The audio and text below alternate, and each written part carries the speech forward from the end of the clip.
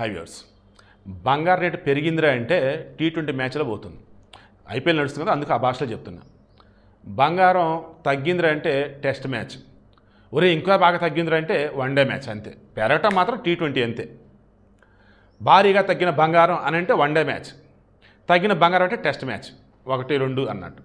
ఈరోజు మరల T20 కాకపోతే T20లో 4లు 6లు కొట్టేది ఇప్పుడు 2 అన్నట్టు, డబుల్, ఒక బాల్కి 2 పరుగులు అన్నట్టు. 250 రూపాయలు పెరిగింది.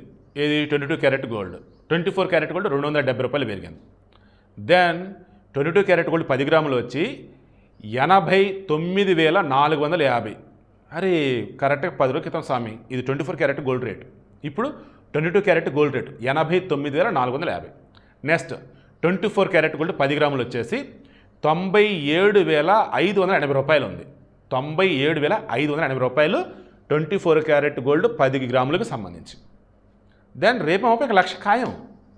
ఈరోజు ఎంత అండి? 18వ తారీఖు, 30వ తారీఖు లోపు లక్ష అని ఆశ్చర్యంలో. ఎందుకంటే లాస్ట్ 3-4 డేస్లో 4,000-5,000 పెరిగిందండి. బంగారానికి సంబంధించి